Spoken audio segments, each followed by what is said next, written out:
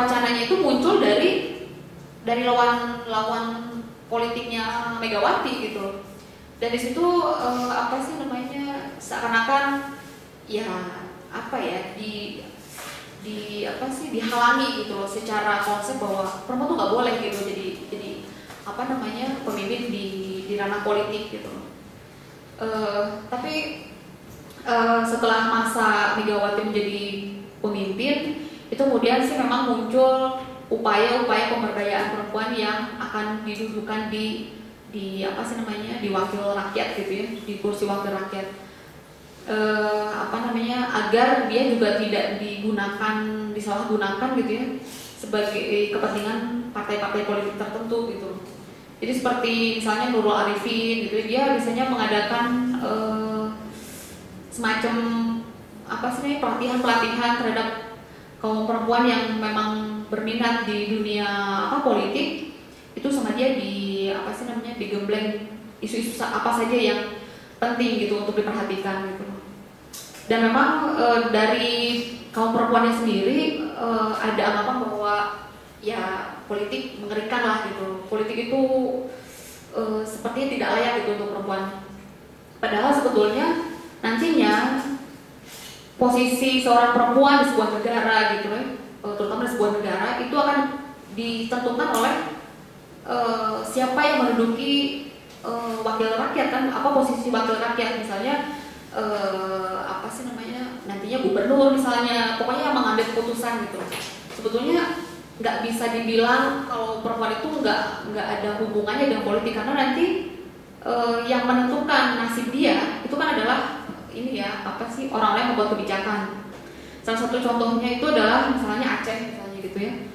Itu Aceh kan menerapkan syariat Islam secara keras gitu ya, menjadikan syariat Islam sebagai hukum positif gitu loh. Nah di situ kan sebetulnya nasib si perempuan itu bergantung dong sama siapa yang duduk di apa sih namanya di pemerintahan gitu loh. Seperti itu. Jadi di sini juga sekali lagi selalu dinisbatkan kepada sosok-sosok tertentu. Kalau tadi yang teologis itu dinisbatkan kepada Siti Zulaiha, kalau di politik itu sama Siti Aisyah ya dalam Perang Unta yang ya dianggap bahwa keterlibatan Siti Aisyah itu dalam Perang Unta adalah sebuah kesalahan dan harus apa namanya di situ Siti Aisyah seakan-akan harus meminta maaf gitu ya, kemudian mengakui kesalahan bahwa itu adalah memang sebuah kesalahan gitu. Di situ seakan-akan menjadi contoh tuh kan kalau perempuan masuk dalam politik kayak gitu malah jadi rungsing gitu. Padahal ya kita bisa lihat lah di dalam politik kan bukan cuma kalau misalnya percaya terhadap klaim ini bukan cuma perempuan yang bisa bikin rungsing gitu ya urusan-urusan politik gitu. Nah kemudian isu yang ketiga itu adalah perlakuan terhadap perempuan di dalam keluarga. Salah satunya mungkin ada sebagian banyak orang yang ya sekarang udah zamannya modern gitu ya, perempuan bisa memilih pasangan hidup semuanya dia, tapi ternyata tidak semuanya seperti itu gitu.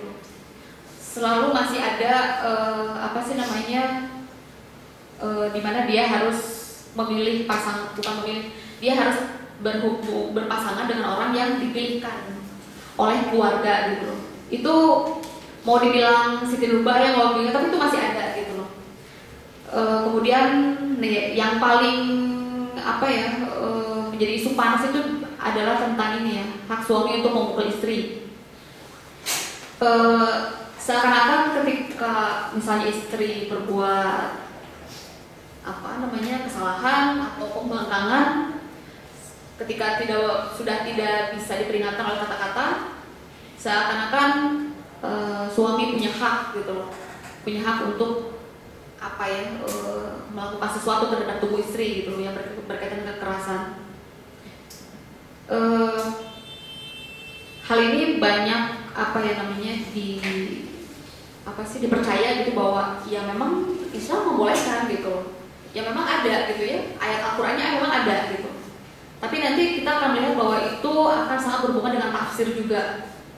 Dan saya pernah di sini saya sebetulnya tidak membuat makalah, tapi saya pernah membuat makalah yang berjudul Politik Otoritas Tafsir Agama Terhadap Represi Perempuan. Jadi meskipun ya di ayat Al-Qur'annya ada dan itu kan multi tafsir gitu ya, tapi harus diingat bahwa ternyata Rasulullah itu tidak pernah memukul perempuan manapun gitu, budaknya sekalipun, apalagi istri-istrinya, keluarganya, itu tidak pernah gitu. Beliau itu melakukan pemukulan terhadap perempuan gitu.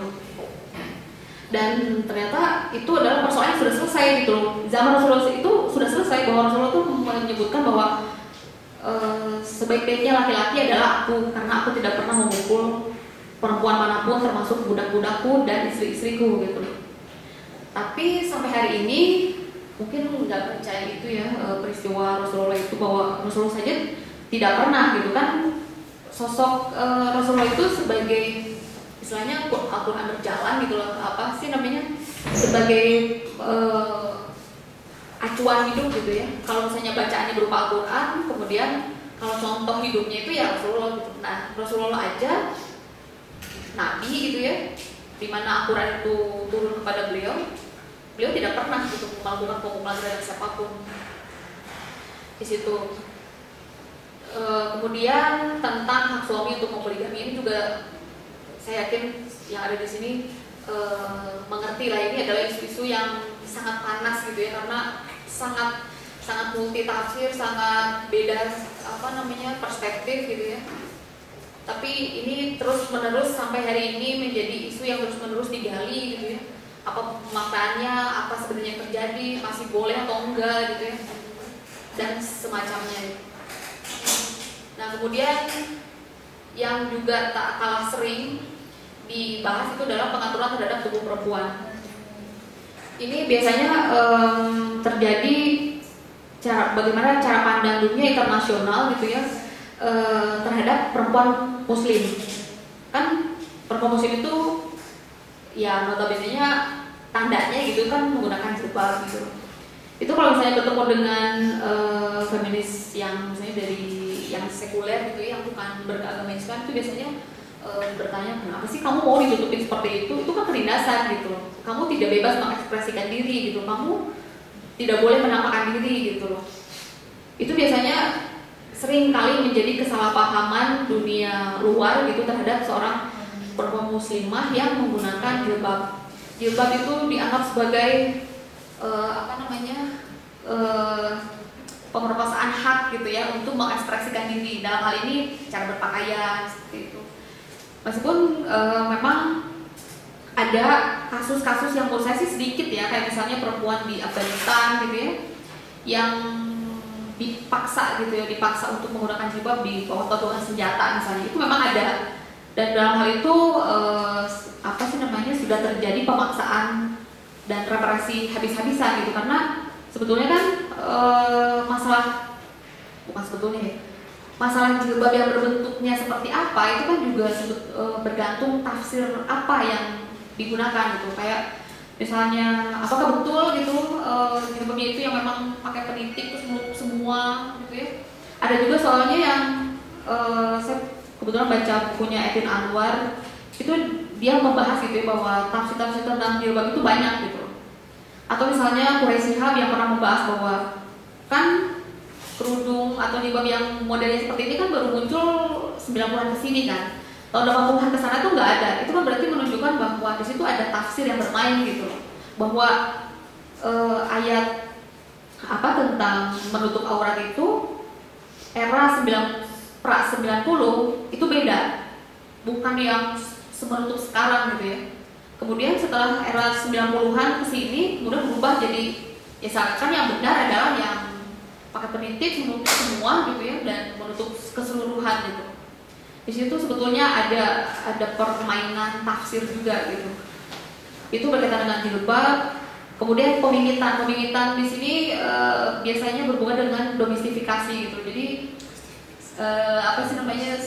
ketika misalnya perempuan itu, jangan salah ya, sampai hari ini itu masih terjadi dalam pengertian masih ada orang-orang yang susah untuk jadi persoalannya itu gini, mau perempuan itu di publik mau di rumah itu buat saya tidak masalah selama itu memang yang dia inginkan gitu. selama yang dia mampu gitu. Tapi ketika misalnya sudah ada aturan gitu, apalagi hukum positif bahwa perempuan harus di rumah gitu, bahkan sekolah aja susah gitu ya, itu sebetulnya sudah juga menyalahi Islamnya sendiri, karena Islam kan mewajibkan setiap orang untuk mencari pengetahuan misalnya, tapi di sini misalnya kamu harus di rumah gitu, itu juga udah tidak sesuai gitu. Nah jadi yang bermasalah dengan pemingitan ini adalah ketika perempuan dipaksa gitu loh untuk melawan kecenderungan dirinya sendiri, melawan kebutuhan dirinya, harus memilih salah satu. Perempuan berada di publik juga bisa jadi masalah kalau misalnya itu tidak berdasarkan keinginan dia, misalnya dia dipaksa untuk bekerja misalnya gitu ya. Misalnya jadi TKW misalnya gitu, dia dipaksa gitu loh, pokoknya kamu harus jadi duit gitu, kamu harus jadi tulang punggung keluarga, dan yang salah itu ada gitu loh. Itu juga jadi masalah. Jadi kalau buat saya masalahnya adalah apakah memang dia mampu atau dia menginginkan dia berada di rumah atau di luar, nah itu yang jadi masalah gitu. Kemudian yang terakhir itu tentang sunat. Sebetulnya kalau misalnya kita sekilas gitu ya melihat 3 isu ini, sekarang ini isu yang kayaknya udah ketinggalan zaman gitu ya. Tapi ini masalah sunat sampai hari ini tuh masih bermasalah. Karena di sini juga sekali lagi ada persoalan tafsir di dalamnya, bahwa sunat itu sebetulnya bukan sesuatu yang wajib gitu loh. Bahkan sebetulnya secara medis juga tidak tahu sebetulnya apa sih yang diuntungkan ketika perempuan itu disunat, kecuali memang ada tujuan-tujuan tertentu, misalnya untuk mengurangi kecenderungan seksualnya gitu ya. Kemudian untuk sebagai kewajiban tradisi gitu. Dan kategori sunat ini ranahnya kategori-kategorinya itu mulai dari yang level biasa gitu ya. Level biasa itu maksudnya yang umum terjadi gitu, pengambilan salah satu bagian, sampai ada juga yang pengebirian gitu. Jadi menghabiskan seluruh bagian dari kelamin perempuan misalnya. Dan itu memang ada gitu. Dan biasanya itu susah ditolak ya kalau misalnya diklaim sebagai ini adalah agama gitu. Ini adalah muncul dari agama, padahal itu juga menjadi tafsiran tersendiri gitu. Dan sampai hari ini yang saya tahu sunat itu sudah dilarang secara undang-undang gitu ya, dan sudah disebarluaskan melalui bidan-bidan gitu, melalui institusi-institusi gitu. Nah sebetulnya ke semua isu ini, isu mulai dari teologis gitu ya, kemudian dari ranah politik, keluarga, itu sebetulnya bermuara pada tafsir gitu. Tafsir yang lebih cenderung tunggal gitu. Tafsir yang dipegang oleh orang-orang yang punya otoritas, dalam hal ini biasanya mufasir gitu ya, kemudian hukum agama, cenderung yang benar adalah tafsir mereka gitu. Makanya kalau buat saya bukan sebuah keganjilan ketika muncul Islam liberal gitu ya, karena itu adalah proses resistensi terhadap kuatnya otoritasi tafsir yang ada sebelumnya gitu. Meskipun nanti buat saya ada yang bablas juga, ada yang terlalu berlebihan juga gitu ya.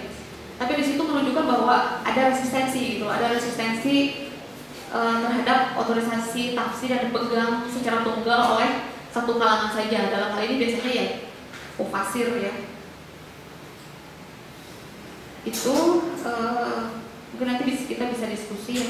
Ini saya ingin memberikan sedikit bahan bacaan gitu, yang nanti mungkin kalau teman-teman ingin merecek gitu, saya temuin di mana aja gitu.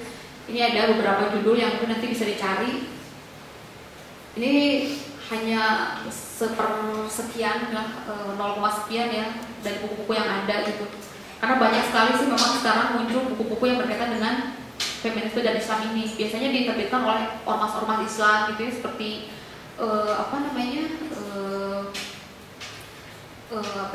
yang dari NU misalnya. Kemudian ya banyak dari ormas-ormas Islam yang menerbitkan buku gitu. Ini bahan bacaan yang mungkin nanti bisa dilihat, bisa dibaca, bisa dikaji. Mungkin untuk